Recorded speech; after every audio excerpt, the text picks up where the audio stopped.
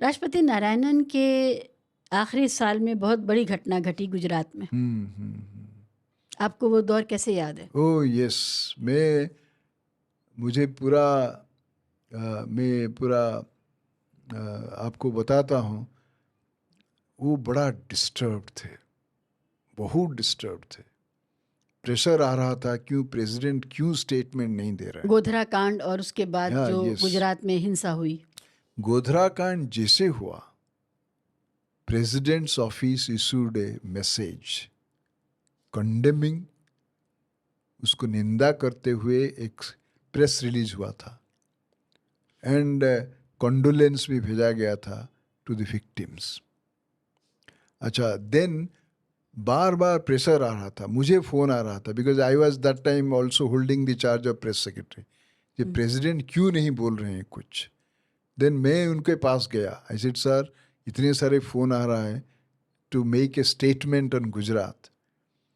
He said well, when the governments are engaged, जब सरकार कुछ कर रहे हैं तो प्रेसिडेंट को उसमें बोलना कितना सही होगा कितना सही नहीं होगा वो भी देखना पड़ेगा। लेकिन जब निर्मला देशपांडे आए और उन्होंने जो चिट्ठी लिखा था, he told me he has asked prime minister Vajpayee to deploy army, and because of that army was deployed. लेकिन आर्मी डिप्लॉय होने से क्या होगा? उसको तो ऑर्डर ही नहीं दिए गए। नहीं, क्योंकि सिविल अथॉरिटीज उनको यूज करना पड़ेगा। लेकिन निर्मला देशपांडे आए मीटिंग प्रेसिडेंट से मिलने के लिए। उन्होंने कहा सर, हम साबरमती आश्रम में थे और कुछ लोग आए कि बोले कि साबरमती आश्रम को अटैक करेंगे, निर्मला देशपांडे को अटैक करेंगे। तो उन्होंने उस वक्त फ़ोन किया, एक जो मिलिट्री ऑफिसर जो डिप्लॉय हुआ था उनको फ़ोन किया। उस वक्त तो ज़्यादातर लैंडलाइन ही था, मोबाइल बहुत कम लोगों के पास था। तो फ़ोन उठाया, इसे देखिए मैं कुछ नहीं कर पाऊंगा अगर मुझे आदेश नहीं आएगा सिविलियन अथॉरिटी से। लेकिन उन्होंने ये बताया, मैं हमारा मिलिट्री का एक जीप है, वो जीप का सायरन बजा के इधर उधर करता हूँ गाड़ी का। गाड़ी एक बार साबरमती आश्रम के पास जाएगा, फिर दोबारा वापस आएगा, 2-4 बार सायरन लगा के उसको गाड़ी इधर उधर होगा। वो जैसे सायरन बजा के गाड़ी आया, मिलिट्री गाड़ी, जो लोग आते थे आ रहे थे अटैक करने के लिए, वो भागे। तो ये चीज़ निर्मला देशपांडे जी ने प्रेसिडेंट नारायणन को बताया। तो मिस्टर नारायणन का रिस्पॉन्स था, मीटिंग में मैं था वो जब सुन रहा था, उन्होंने कहा देखिए, अगर एक जीप सिर्फ सायरन बजा के लोगों को भगा दिया, राइटर्स को भगा दिया, अगर एक्चुअली इफेक्टिवली डिप्लॉय होता तो ये वायलेंस नहीं होता।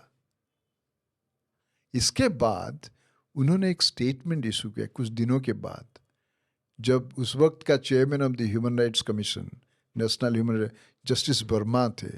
उन्होंने काफ़ी देर तक बातचीत हुआ, तो उन्होंने बोला कि सर, मैं जो देखा गुजरात में, पता नहीं मैं कब किस रात सो पाऊंगा, इतना भयंकर चीज़ मैंने देखा।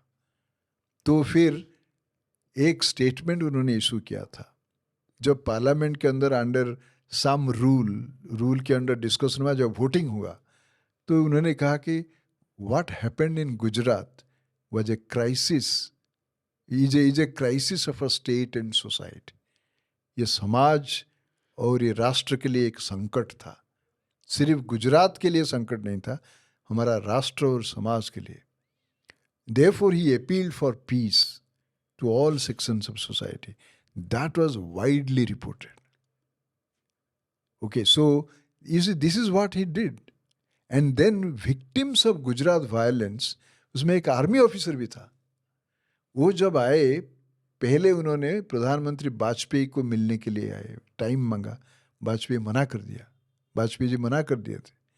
देन राष्ट्रपति भवन को टाइम के लिए उन्होंने रिक्वेस्ट किया राष्ट्रपति को मिलने के लिए। मिस्टर नारायणन इमीडिएटली एग्रीड, और वो मीटिंग में मैं भी था। They came and that fellow who was army, he said sir, you are the supreme commander. मैं आर्मी में भी था, मेरे साथ ये हुआ है। एंड मिस्टर नारायणन का आंखों में आंसू आ गया, और Mrs Narayanan, first lady Usha Narayanan, उन्होंने इमीडिएटली, कुछ बच्चे भी थे, उनके लिए बिस्कुट, खाना, कपड़े कुछ अरेंज इमीडिएटली किया और उनको ऐसे see this is what is called Gandhi ने क्या कहा जब हमारा आज़ाद हुआ भारत, गांधी कहाँ थे? दिल्ली में थे थोड़ी, वो नोआखाली में थे। जो लोगों के जो दुख दर्द जो कम्युनल राइट का हिंसा रोकने विक्टिम्स, की कोशिश कर रहे थे। हाँ, सो मिस्टर नारायणन दैट टाइम जो भी सफरिंग ह्यूमैनिटी है उनके साथ होना चाहिए.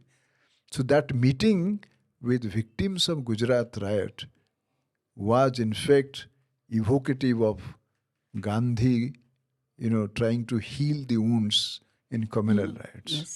in Noakhali. और मिस्टर नारायणन का आंखों में आंसू आ गया and then a press release was issued. आप वहाँ मौजूद थे? मैं खुद मौजूद था. He could not speak properly. So this is what the leadership of a republic means. President Narayanan की इस बारे में अटल जी के साथ, प्राइम मिनिस्टर अटल के साथ कोई बातचीत हुई, कोई आदान प्रदान हुआ चिट्ठी का या कुछ भी? वो तो होता है, वो जो चिट्ठी तो आदान प्रदान हुआ तो प्रिविलेज्ड कम्युनिकेशन है. वो आप पब्लिक नहीं कर सकते क्योंकि प्रेसिडेंट प्राइम मिनिस्टर का जो आदान प्रदान चिट्ठी होता है उसको अंग्रेज में बोलते हैं privileged communication. So that is normally not released. लेकिन वो कहीं दर्ज होता है मगर वो होम मिनिस्टर में रहता है. ओके. होम मिनिस्टर में. सो एक बार डिमांड हुआ था प्रेसिडेंट नारायणन गुजरात राइट के ऊपर क्या चिट्ठी लिखे थे उसको पब्लिक डोमेन में लाओ. Home minister he said no that's a privileged communication, it doesn't come under RTI. So ये तो लेकिन मालूम है उस वक्त उन्होंने, तो आरटीआई में जो आता है उस जुरिस्डिक्शन में जो आता है उसको भी नहीं कुछ, हाँ वो भी जुरिस्डिक्शन से जो आरटीआई इंफॉर्मेशन देना चाहिए वो नहीं देते. सो दैट इज पीरियड जो था मिस्टर ब्रिगेडियर जमीर साहब ने शायद इस अपनी किताब में, क्योंकि ही वाज द वन जिनको जो गए थे गुजरात. वो अच्छा आई सी. Okay okay. हाँ. और उन्होंने अपने मेमोइर्स में लिखा है कि we were not allowed to, the civilian leadership was not using them. वो अपने बैरक में बैठे रह गए. देखिए और ऐसा हो.